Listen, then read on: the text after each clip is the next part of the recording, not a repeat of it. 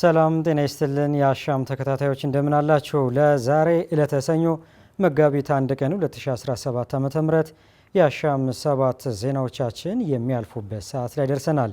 እኔ የዕለቱ ተረኛ አሳላፊ ሙሐመድ ንጉስ አብዱ አብሬያችሁ ቆይታ አደርጋለሁ። በቅድሚያም ርዕሰ ጉዳዮቹን በማስተዋወቅ እንጀምራለን። የኢትዮጵያ ኤሌክትሪክ አገልግሎት ከዚህ ቀደም አደረግኩት ያለውን የታሪፍ ጭማሪ በየሩብ ዓመቱ በመከፋፈል እያስፈጸምኩ ነው አለ። የጸጥታ መደፍረስ የሽግግር ፍትህ ተግባራዊነት ላይ አሉታዊ ተጽዕኖ እንደሚያሳድር ተጠቆመ። በብሔራዊ መግባባትና አብሮነት ላይ የሚሰሩ ከ70 ሺህ በላይ ወጣቶችን አሰልጥኛለሁ ሲል ሰላም ሚኒስቴር አስታወቀ። ከውጭ በሶሪያ በተነሳ ግጭትና ግርግር በመቶዎች የሚቆጠሩ ሰዎች ሕይወት ማለፉን የሀገሪቷ የዜና ወኪል ዘገበ። ተመልካቾቻችን እነዚህንና የስፖርት ዜናዎች ሰዓታቸው ጠብቀው ወደ እናንተ የሚደርሱ ይሆናል። አብራችሁን ቆዩ።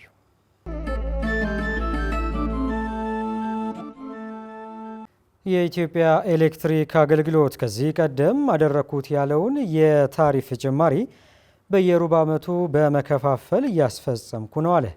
አገልግሎቱ ምንም አይነት አዲስ የታሪፍ ጭማሪ እንዳላደረገ አያይዞ የገለጸ ሲሆን አዲስ የታሪፍ ጭማሪ አድርጓል በሚል በተለያዩ የማህበራዊ መተሳሰሪያ ገጾች በኩል የሚዘዋወረው መረጃ ሐሰተኛ ነው ብሏል። ተቋሙ ካለፈው ወር መስከረም 2017 ዓ.ም ጀምሮ ለ4 ተከታታይ ዓመታት በማህበረሰቡ ላይ ጫና እንዳይፈጥር በሚል በየሩብ ዓመቱ ተከፋፍሎ ተግባራዊ እየተደረገ የሚገኘውን የታሪፍ ማስተካከያ እያስፈጸመ እንደሚገኝ ነው ያመላከተው። ይሄውን የታሪፍ ማስተካከያ ከማስፈጸም ባለፈ አዲስ ተግባራዊ ያደረገው የታሪፍ ማሻሻያ አለመኖሩን የገለጸው ተቋሙ ማስረጃ የሚለውን ሰነድም ይፋ አድርጓል።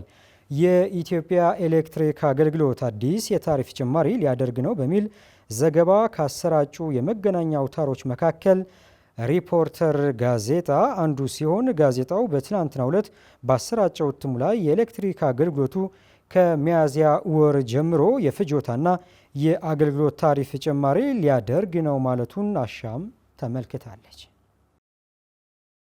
በብሔራዊ መግባባትና አብሮነት ላይ የሚሰሩ ከ70 ሺህ በላይ ወጣቶችን አሰልጥኛለሁ ሲል ሰላም ሚኒስቴር አስታወቀ። ሚኒስቴር መስሪያ ቤቱ መንግስት በሀገሪቷ የሚታዩ ችግሮችን ለመፍታት በጉልህ እየሰራ መሆኑን የሰላም ሚኒስትሩ ሙሐመድ ኢድሪስ ተናግረዋል።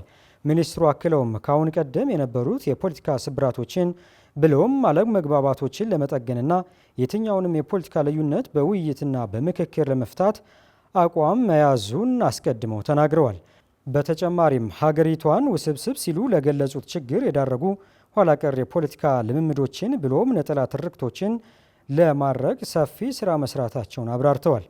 የፖለቲካ ዓላማቸውን በኃይል ለማሳካት ታጥቀው የሚንቀሳቀሱ ከማለት ባለፈ በስም ያልጠቀሷቸው አካላት ፍላጎታቸውን ወደ ጠረጴዛ ውይይት እንዲያመጡ መንግስት በሩን ክፍት በማድረግ ብዙ ርቀት መሄዱን ያነሱት ሚኒስትሩ በዚህም በርካታ የታጠቁ አካላት የሰላምን መንገድ መርጠዋል ብለዋል።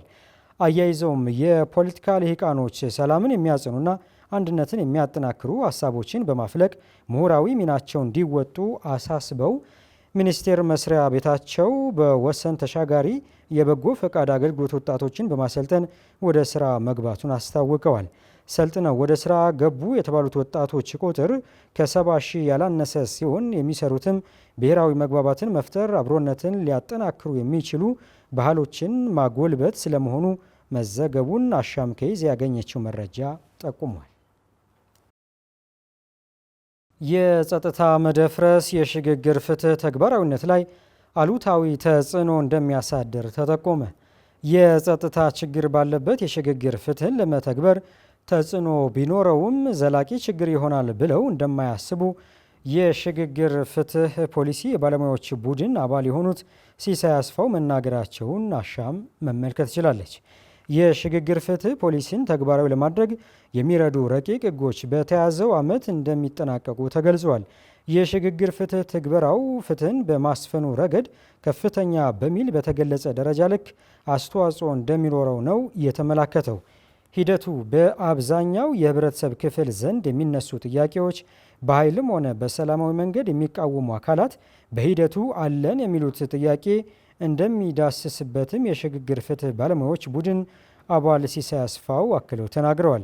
የሽግግር ፍትህ ትግበራው ለበርካታ ዓመታት ምላሽ ያላገኙ የሰብአዊ መብት ጥሰቶች በአንድም ሆነ በሌላ መልኩ ምላሽ እንዲያገኙ የሚደረግበት በተለይም ተዳፍነው የቀሩት እውነቶች እንዲወጡና ምላሽ እንዲያገኙ ማድረግ የሚቻልበት ነው ብለዋል። ሂደቱ እስካሁን ድረስ ያን ያክል ችግር እንዳልገጠመው የተናገሩት የባለሙያዎች ቡድን አባሉ በእርግጥ በምክክር ሂደቱ ወቅት አንዳንድ ሲሉ በገለጹት አካባቢ ከጸጥታ ችግር ጋር በተገናኘ ምክክር ያልተደረገባቸው አካባቢዎች መኖራቸው ጠቁመዋል። ሆኖም ከጸጥታ ችግር ጋር በተገናኘ ምክክር ያልተደረገባቸው አካባቢ ተወካዮችን ጠርተው አዲስ አበባ ድረስ በማስመጣት ማናገር መቻላቸውን ስለመናገራቸው አሻም ከኢትዮጵያ ፕሬስ ድርጅት ገጽ መመልከት ችላለች። ተመልካቾቻችን ዜናዎቻችን ቀጥለዋል። አሁን ደግሞ ከዓለም አቀፍ የዜና አውታር ወዳገኘነው ዘገባችን እናመራለን። በሶሪያ በተነሳ ግጭትና ግርግር በመቶዎች የሚቆጠሩ ሰዎች ሕይወት ማለፉን የአገሪቷ የዜና ወኪል ዘገበ። ይህንኑ ሁከትና ግርግር ተከትለው የሶሪያው ፕሬዝዳንት አልሻራ በሀገሪቱ ሰላምና መረጋጋት እንዲፈጥር ጥሪ ማቅረባቸው ተገልጿል። ናትናኤል በላይ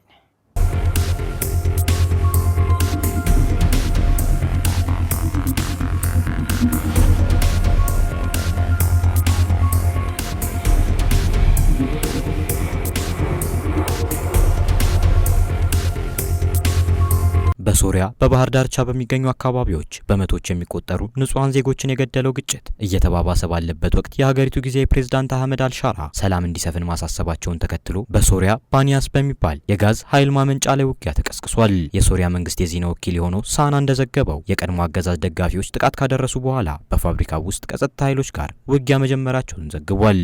አዲስ የተሾሙ ኃይሎች ከስልጣን የተወገዱት የፕሬዝዳንት በሽር አልአሳድ ታማኝ ተዋጊዎች ጋር ሲፋጠጡ፣ አልሻራ በበኩላቸው ብሔራዊ አንድነትና የአገር ውስጥ ሰላምን መጠበቅ እንደሚያስፈልግ ተናግረዋል። አብረን መኖር እንችላለን ሲሉም አክለዋል። ጦርነቱ የጀመረው የአሳድ ደጋፊ ተዋጊዎች በጸጥታ ኃይሎች ላይ ያደረሱን ጥቃቶች ካስተባበሩ በኋላ ነው። በሺዎች የሚቆጠሩ የታጠቁ የሶሪያ አዲስ አመራር ደጋፊዎች የጸጥታ ኃይሎችን ለመደገፍ ወደ ባህር ዳርቻው ሲሄዱ ጥቃቶቹ ወደ በቀል መሰረት ያደረጉ ግድያዎች መሸጋገራቸው በመዘገብ ላይ ነው።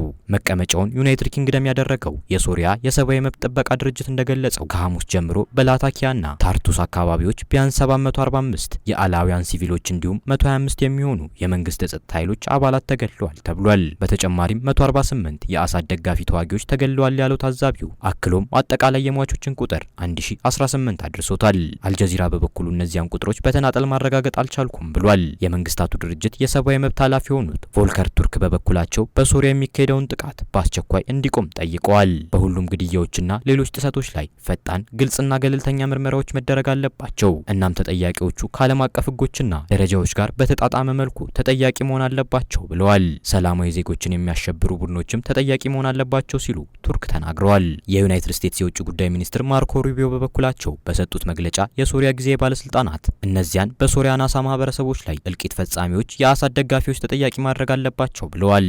አልሻራ በሲቪሎች ላይ ያነጣጠረ ማንኛውም ሰው ተጠያቂ እንደሚሆን ተናግረዋል። የመከላከያ ሚኒስትርን ምንጭ በመጥቀስ ሳና እንደዘገበው ከሆነም በታርቱስ ገጠራማ አካባቢ በሚገኘው ቤታንያ መንደር ከባድ ግጭት አሁንም እየተካሄደ ነው። የመከላከያ ሚኒስትር ቃል አቀባይ የሆኑት ኮሎኔል ሐሰን አብዱልጋኒ በዋና ዋና የባህር ዳርቻ ከተሞች ጸጥታና መረጋጋትን ወደ ነበረበት ከተመለሰ በኋላ የጠፉ የገዢው አካል ቅሪቶችና መኮንኖችን ለመከታተል የታለመው ወታደራዊ እርምጃ ሁለተኛ ምዕራፍ በላታኪያና ታርቱስ ገጠራማ አካባቢዎች ተጀምሯል ብለዋል። የኢራን መንግስት ባለፈው ታህሳስ ወር ከወደቀው የሶሪያ የበሽር አልአሳድ መንግስት ጋር ግንኙነት እንዳለው ይታመናል። አሳድ ከስልጣን የተወገዱት በቤተሰቦቻቸው ጨቋኝና ጭካኔ የተሞላበት የተባለለት አገዛዝና ለ14 ዓመታት ያህል የዘለቀው የእርስ በርስ ጦርነትን ተከትለው መሆኑ የሚታወስ ነው። ዝርዝር ዘገባውን ስናዘጋጅ አልጀዚራ፣ ቢቢሲና አረብ ኒውስን በእማኝነት ተጠቅመናል። ተመልካቾቻችን ለዕለቱ ያዝንላችሁ ዜናዎቻችን ከመቋጨታችን በፊት በድጋሚ ርዕሰ ጉዳዮቹን እናስታውሳችሁ። የኢትዮጵያ ኤሌክትሪክ አገልግሎት ከዚህ ቀደም አደረግኩት ያለውን የታሪፍ ጭማሪ በየሩብ ዓመቱ በመከፋፈል እያስፈጸምኩ ነው አለ። የጸጥታ መደፍረስ የሽግግር ፍትህ ተግባራዊነት ላይ አሉታዊ ተጽዕኖ እንደሚያሳድር ተጠቆመ። በብሔራዊ መግባባትና አብሮነት ላይ የሚሰሩ ከ70 ሺህ በላይ ወጣቶችን አሰልጥኛለሁ ሲል ሰላም ሚኒስቴር አስታወቀ። ከውጭ በሶሪያ በተነሳ ግጭትና ግርግር በመቶዎች የሚቆጠሩ ሰዎች ሕይወት ማለፉን የሀገሪቷ የዜና ወኪል ዘገበ። ተመልካቾቻችን ለዛሬ ለተሰኘው መጋቢት 1 ቀን 2017 ዓ.ም ያዝንላችሁ የአሻም 7 ዜናዎቻችን በዚሁ ተቋጭተዋል። እኔ የዕለቱ ተረኛ አሳላፊ ሙሐመድ ንጉስ አብዱ አብሬያቸው ቆይታ አድርጌያለሁ።